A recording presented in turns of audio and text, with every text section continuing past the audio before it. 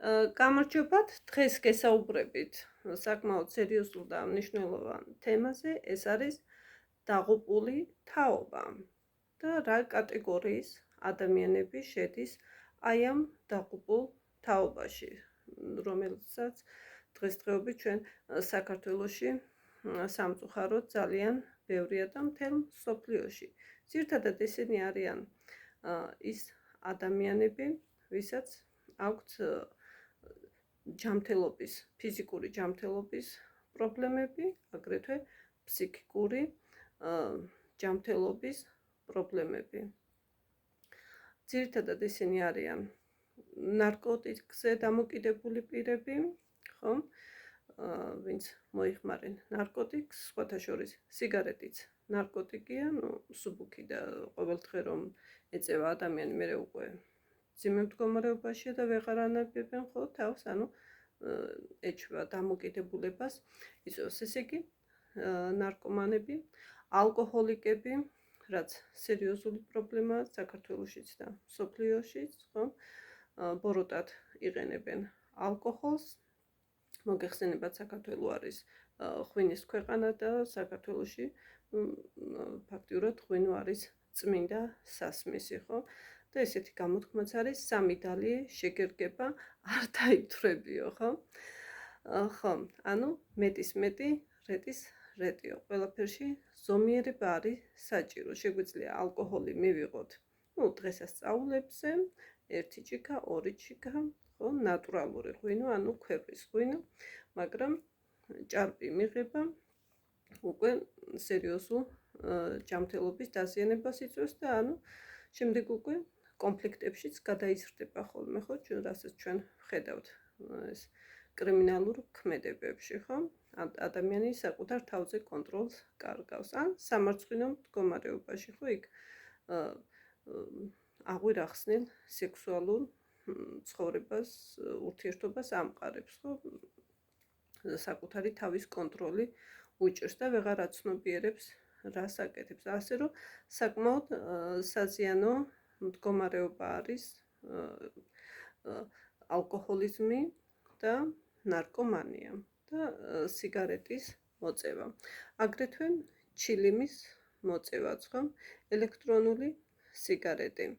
მოკლედ ეს მავნე ჩვევები, რაც საკმაოდ სერიოზულ დაღს ასმევს ადამიანის ჯანმრთელობას. განსაკუთრებით მინდა აღვნიშნო ქალების ჯანმრთელობა, რადგან ქალმა უნდა გააჩინოს ბავშვი, შემდეგ ის ბავშვი ძუძუთ იკვებოს, ხო? და რა მაგალითს აძლევს, ან როგორი ბავშვი უნდა გააჩინოს ასეთმა ქალმა, ხო? ამიტომ არის მომრავლებული ამდენი ავადმყოფი ჯანმრთელობა შერყეული ბავშვები, აგრეთვე კაცი, ხო? ძირითადად კაცი აკეთებს ბავშვს, ხო? და როდესაც კაცი არ არის ჯანმრთელი, შესაბამისად ვიღებთ არაჯანსაღ ბავშვებს, ხო? გენეტიკური კოდი ზიანდება მამაკაცის, როცა მოიხმარს ნარკოტიკს, სიგარეტს, ალკოჰოლს, ხო? და შემდეგ უკვე სავალალო შედეგები არის, აგერ დადიან ექიმებთან, მაგრამ იმ ბავშვებს, მედიცინა ვერ კურნავს, ხო? ეს ძალიან სერიოზული პრობლემა არის. კიდევ არის დაღუპულ თაობაში ვინ შედის? ეს პიროვნებები, ვისაც აქვთ ტატუირება, ხო? არ აქვს მნიშვნელობა იქ ვარდი დაიხატა თუ რა დაიხატა. მოკლედ, ტატუირებას იკეთებს ადამიანის სხეულზე და მას უკვე სერიოზული ჯანმრთელობის პრობლემები შეექმნება, იქ ენერგეტიკული არხების ჩაკრების ჩაკვეთვა ხდება, აურა ზიანდება, ადამიანის ენერგო ველი და ქრისტიანულად ვიცით, რომ ეს არის ეშმაკის ნიშანი. ბიბლიაშიც გვიწერია, რომ არ შეიძლება, ხო? სხეულზე რაიმეს გამოსახვა. თანაც კანი ზიანდება, დამწვრობას იღებს და შემდეგ უკვე მისი მოშორება საკმაოდ სერიოზულ ტკივილებს და ძალიან რთულია ტატუირების მოშორება, ხო? ასე რომ საკმაოდ სერიოზული პრობლემა არის და აი ამ შავი ენერგიის ზეგავლენის ქვეშ არის მე უკვე ეს ადამიანი ჩვენ ახლა ვხედავთ რომ ურჩხულები და იქ გველები, მორიელები და კიდე სხვადასხვა შავი მაგიაში რაც არის გამოყენებული, თუმცა ეს ადამიანები ვერ აცნო რომ შეეკითხოთ, აი რა გახატია ეს და რა არის ის უბრალოდ დაიხატა რაღაცა ტრენდულია, მოდურია და ვერ აცნობიერებს, ამ თავის უბედურია გზაკვალარეული ცხოვრობს. რატომ? იმიტომ რომ არის ინფორმაციის დეფიციტია, ხო, არ აქვს ინფორმაცია თუ რა ზიანის მოტანა შეუძლია აი ამ ტატუირებას. შემდეგი არის ეს არის პირსინგი. არავით არის სარგებელი მას არ მოაქვს. არც სილამაზე იმაში არ არის, ხო? იქაც ანუ იკეთებენ ცხვირზე, წარბზე, ტუჩზე, ენაზე, ჭიბზე, მოკლედ ყურძეს და საკმაოდ სერიოზულ ზიანს აყენებს ადამიანი თავის ჯანმრთელობას, ხო? იქ ინფექციებიც იჭრება, იქ ჩაკრების ჩაკეტვა ხდება, ენერგეტიკული არხები ზიანდება, ჯანმრთელობა ზიანდება და არაფერი სარგებელი იმას არ მოაქვს, ხო? ანუ ესეც საკუთარი თავის დაზიანება, ჩემო ძვირფასებო. ესეც რა თქმა უნდა ქრისტიანულადაც არაქრისტიანულია, ესეც ერთ-ერთი შავი მაგიის რიტუალის ნაწილი არის, ეს ცალკე თემაა კიდე ეს შავი მაგია. ხომ და საკმაოდ სერიოზული პრობლემა არის აბორტი, ხომ? აბორტიც ესეც ვიცით რომ ბავშვის მკვლელობა არის, ხომ? ბავშვი დედის მოცელში არის ცოცხალი არსება და ქალის ჯანმრთელობა ზიანდება, როგორც ფიზიკური ჯანმრთელობა, ასევე ფსიქიკური, ხო? აი ჩვენ რომ ნახოთ ქალბატონები და გამოვკითხოთ, მთელი ცხოვრება რაღაცა ტკივილს ატარებენ. ქვეცნობიერად და გულის სიღრმეში ნანობენ, რომ გაიკეთეს აბორტი და საკუთარი შვილი მოკლეს. სხვათა შორის მინდა აღვნიშნო, რომ კაცებს ძალიან დიდი დანაშაული მიუძღვით აი ამ საკითხში, რადგან უპასუხისმგებლოდ მოიქცნენ, ქალი და ბავშვი დატოვეს უპატრონოდ, ასე ვთქვათ, ზურგი აქციას და ქალი იძულებული გახდა, რომ გაეკეთებინა აბორტი, ან იძალადა ქალზე, ან მამაკაცმა იძალადა და ძალადობის შედეგად ჩაისახა არასასურველი ბავშვია, ხო? ან უბრალოდ კაცს არ უნდა შვილი, ხო? და აი ესე ძალადობს ცოლზე რომ ქალზე რომ გაიკეთოს აბორტი. ანუ საკმაოდ სერიოზული და მნიშვნელოვანი პრობლემა არის აბორტი ჩემო ძვირფასებო. აგრეთვე ჯგუფური სექსი, ანუ ორგიები, ესენიც დაღუპულ თაობაში შედის, სხეულით ვაჭრობა, ხო?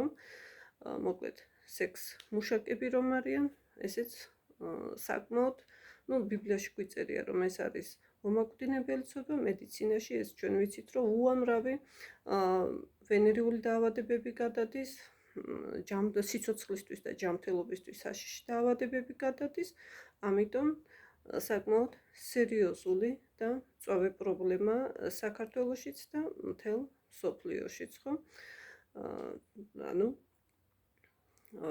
მრავალ პარტნიორთან სქესობრივი კავშირი და ღალატიც რა თქმა უნდა, ხო? ჩვენ ვიცით, რომ ღალატი მსოფლიოში ყველგან მიუღებელია, ხო? ეს ნებისმიერ რელიგიითაც, ადამიანური პრინციპებითაც, ხო? ანუ ერთგულება არის ძალიან მნიშვნელოვანი. ახლა როცა ადამიანი ესე ასე ვთქვათ, იმისთვის სულ ერთი არის, ხო?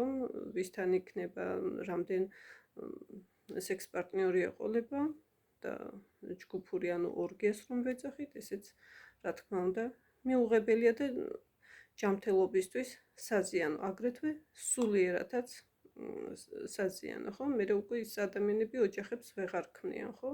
არასრულფასოვანი ცხოვრება აქვს. აგრეთვე დაღუპულ თაობაში ვინ შედის, გაუკუღმართებული სქესობრივი კავშირი რომ აქვთ, ხო? ეს ცისფერებს რო ეძახეთ, ანუ პიდარას და მამათმავლები, ხო?